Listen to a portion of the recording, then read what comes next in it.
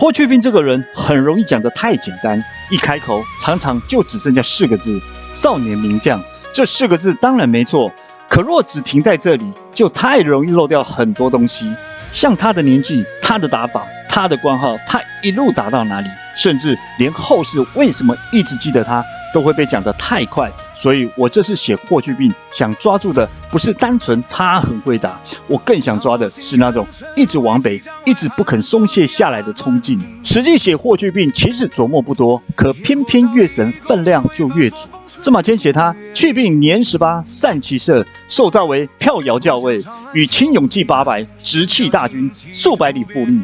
你看这几句话一出来，霍去病的样子就很清楚了。18岁，骑射好，带着800轻骑，而且不是跟在大军后面稳稳往前推进的，是直接离开大军往前直刺。所以霍去病最让人记得的地方，不只是年轻，而是年轻却一出手就很重。再来有一个词很重要，就是骠遥。这2个字不是随手拿来用的，实际索引讲得很直接，说它是晋级之貌，意思是说进快带冲势。换成白话讲，这不是一个慢吞吞的官号，这是一个你一听就知道这个不是来慢慢磨的名字。所以我歌词里用到骠遥这个称呼，重点不只是因为它有古意，更是因为这2个字本身就把霍去病身上那股速度感、压迫感先带出来了。到了元寿2年，霍去病就不只是一出来就很猛而已。这一年，他出陇西，过燕之山，攻祁连山。史书还特别提到，他得了修图王祭天金人。再往下，浑邪、修图这一带也被他打得大乱。所以像河西、祁连、浑邪、修图、金人这些词，我都放进歌里，因为这些不是拿来点缀边塞气氛的漂亮名词，它每一个后面都有地点、有人物、有战事、有史书。你要写霍去病，却完全不碰这些东西，那这个人很容易只剩下披风白马热血少年。画面也许很好看，可味道就会变淡了，而且淡很多。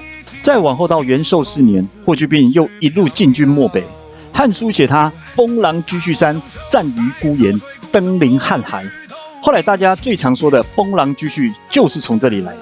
所以霍去病这个人不是打一场仗就停住的人，他是一路往北推，一路把战线往远处推，推到后来连地名都带着一种天边感。这也是为什么我在歌里写狼山朔风云跟进，重点都不只是把画面做大而已，而是把那种一路往北一路不回头的感觉写出来。这首歌里我也依我的惯例用了几连引用，但那些引用不是拿来凑热闹的，每一连我都拿来铺一层意思的。像祖咏的《望济门》那句少小虽卑投笔吏，论功还欲请长缨，我借的是少年立功之志。因为霍去病出场的时候本来就很年轻，这一句一进来，那种少年的风气就先立住了。再来像是高适的《燕歌行》那句大漠穷秋塞草肥，孤城落日斗兵稀。我借的不只是名句本身，我借的是天色，借的是那个边塞一下子沉下去的感觉。草微孤城，落日压着兵器，这一句一放进来，战场的底色就先定了。这样后面再有铁、有血、有血，才不会飘。还有曹冲那句一将功成万骨枯，这一句我放进去不是为了要翻案，也不是故意扫兴，我只是要提醒一件很老但也很硬的事。战功的东西从来不是只看最前面那个名字就够了，霍去病当然要演，可越要演越要记得底下还有很多没有名字的人。所以这一句一进来，整首歌就不会只剩凯旋歌，也不会只剩光。再到王维《胭脂行》那句未获才堪一骑将，朝廷莫属20公。这一句一进来，意思又不一样了，因为他已经不是在讲当年的战场，而是在讲后世怎么看霍去病。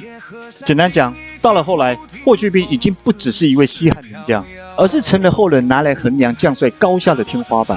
最后，为什么要收在王昌龄那句“秦时明月汉时关，万里长征人未还”？因为这一句最厉害的地方，就是能把镜头一下子拉远。前面原本还是霍去病一个人的故事，到这里，整个边塞史、征战史都跟着进来了。你会突然明白，霍去病固然重要，可边关的月、塞上的风、未归的真人，从来不只属于他一个人。还有一个我很喜欢的意象，就是石麻。霍去病元寿6年薨，汉书写武帝道之发蜀国玄甲，君臣至长安至茂陵，为总相祁连山。也就是说，他死后留下来的不只是墓，连墓形都还带着他一生最深的战场记忆。而霍去病墓园至今仍以霍去病墓以及大型石刻群闻名。石马这类目前石刻意象放在这里就特别有分量，所以我把石马放进歌里，意思就不只是目前有一匹石头马这么简单，而是活着的时候是白马疾驱，是一路向北，死了之后留下来的却是石马对北风。会动的白马变成不动的石马，冲出去的人变成留在风里的名字。这意象我自己很喜欢，因为它很安静，可分量很足。所以这支导读，我真正想先替大家铺的，不只是霍去病有多能打，而是等歌曲正式上线之后，大家在听到这些字，例如八百轻骑、票摇、河西、祁连、浑爷、修图、狼山、石马，你就会知道，他们不是为了好看才放进去的，他们每一个后面都有来历，都有史书，也都更接近霍去病这个人正在风里的样子。